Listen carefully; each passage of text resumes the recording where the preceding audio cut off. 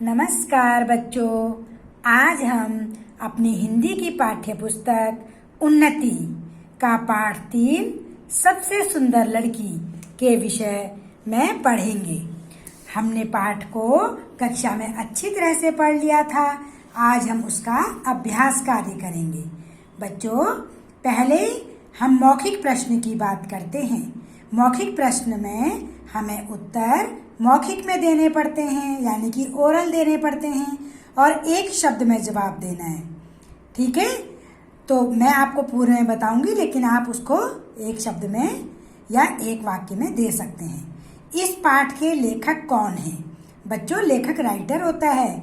जो कहानी लिखता है उसे लेखक बोलते हैं, लेकिन जो कविता लिखता है उसको कवि बोलते हैं। तो इस पाठ के लेखक विष्णु प्रभाकर जी हैं।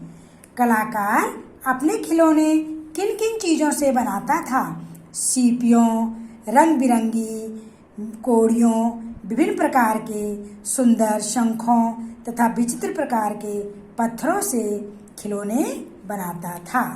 ठीक है, अगला प्रश्न नंबर 3 है, पाठ में आपको क्या अच्छा लगा?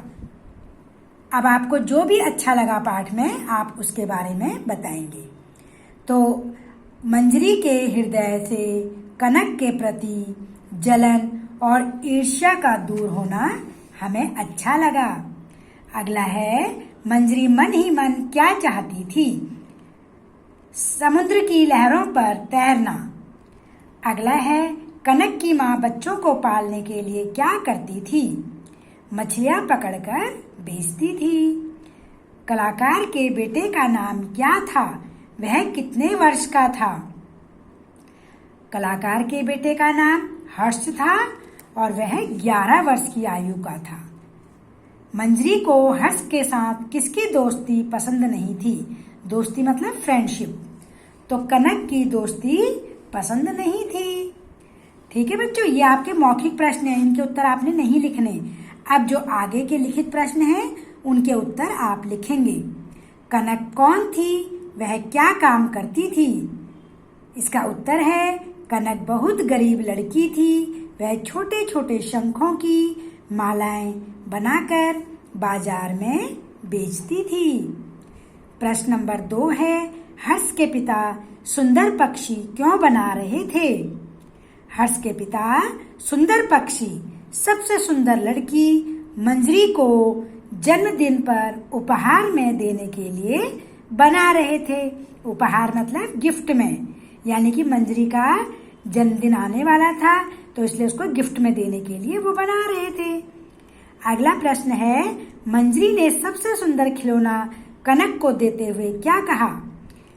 उत्तर है, मंजरी ने सबसे सुंदर खिलौना कनक को देते हुए कहा कि यह खिलौना तुम्हारे लिए है, क्योंकि सबसे सुंदर लड़की तुम ही हो। अगला प्रश्न है, मंजरी समुद्र में कैसे गिर गई? लहर की चपेट में आने पर मंजरी एक बड़ी चट्टान से टकरा गई और समुद्र में गिर गई। अगला प्रश्न है, मंजरी ने जन्मदिन के लिए क्या सोच रखा था? मंजरी ने सोच रखा था कि सवेरे जल्दी उठकर नहा धोकर वह सबको प्रणाम करेगी और अपनी सहेलियों को दावत देगी। अगला है, इस पाठ के द्वारा आप सुंदरता के बारे में क्या जान पाए हैं? इस पाठ के द्वारा हम जान पाए हैं कि बाहरी सुंदरता से ज्यादा महत्वपूर्ण आंतरिक सुंदरता होती है। बच्चों, हमें कभी भी किसी की शक्ल सूरत पर नहीं जाना चाहिए। हमें उसके अंदर के गुणों को देखना चाहिए कि वो कितना दयालु है, कैसे दूसरों की मदद करता है, कितने अच्छे से बोलता है, उसका व्यवहार कैसा है। ये सब आंतरिक गुण हमें देखने चाहिए। कभी भी हमें किसी की शक्ल और सूरत पर नहीं जाना चाहिए। बच्चों, प्रश्न नंबर 3, सही उत्तर पर सही निशान लगाइए। कलाकार की संतान का नाम क्या था? हर्ष था, बिल्कुल ठीक है। नंबर 2, हर्ष के यहाँ कौन आया था? हर्ष के यहाँ मंजरी आई थी। अगला है, कलाकार ने सुंदर लड़की के लिए क्या बनाया? कलाकार ने सुंदर लड़की के लिए पक्षी बनाया था। अगला प्रश्न है, कोड़ियों से पक्षी बना हुआ था, किससे बना हुआ था? सीपियों से बना हुआ था। अगला प्रश्न है, किसी की सुंदरता पता चलती है, किससे चलती है? मन से पता चलती है कि वो मन से कैसा है, दयालु है या क्रोधी है या कठोर है, कैसा है। तो मन की सुंदरता ही सबसे बड़ी सुंदरता होती है। अगला प्रश्न है, सही कथन पर सही और गलत पर गलत का निशान लगाइए। तो बच्चों, पहला है, कलाकार समुद्र से सीपियां, कोड़ियां, शंख आदि इकट्ठा करता था। सही है कि गलत है? बिल्कुल सही है। अगला है, हर्ष लहरों से डरता था। नहीं, गलत है। हर्ष तो लहरों से खुश होता था। अगला है, मंजरी बहुत ही सुंदर लड़की थी। बिल्कुल सही है। अगला है, मंजरी भी समुद्र की लहरों पर तैरना चाहती थी। हाँ जी, बिल्कुल तैरना चाहती थी। अगला है, कनक एक डरपोक लड़की थी। नहीं, कनक बहादुर लड़की थी।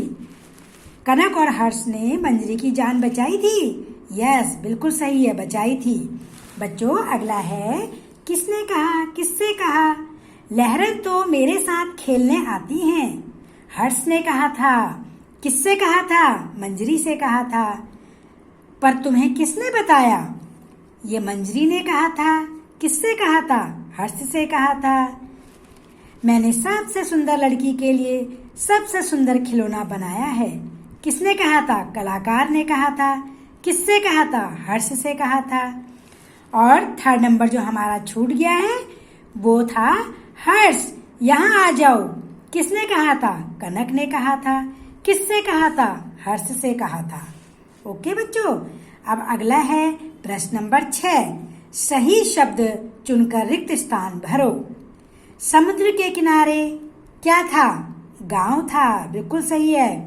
हर्ष समुद्र की लहरों में ऐसे घुस जाता जैसे तालाब में बतख घुस जाती है।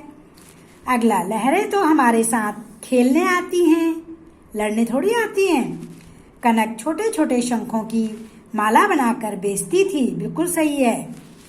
मंजरी बार बार उस खिलौने को देखती और खुश होती।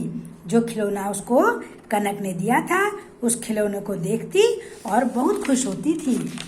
ठीक है बच्चों, अब अगला प्रश्न देखिए। ये है भाषा की बातें। इसमें हमने ये जो शब्द हैं युग्म जोड़ने, इनको युग्म वाले शब्द बनाने, यानी कि एक जैसे शब्द। तो पहला है धीरे धीरे, प्यारी प्यारी, बार बार, विचित्र विचित्र। ठीक है। अब अगला देखिए बच्चों, जैसे ताजमहल एक दर्शनीय स्थान है, दर्शनीय को हम क्या बोलेंगे कि देखने योग्य है।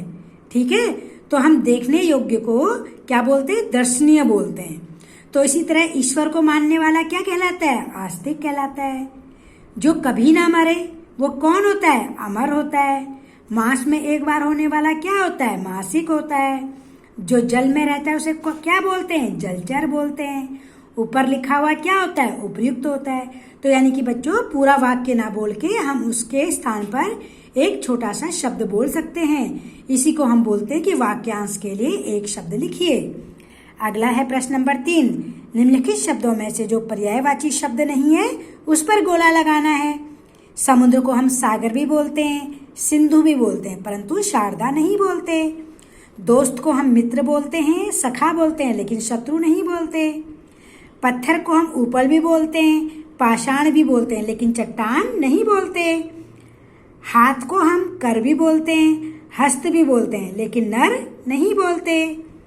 अगला, सुंदर को हम मनोहर भी बोलते हैं, ललित भी बोलते हैं, लेकिन प्रभाकर नहीं बोलते।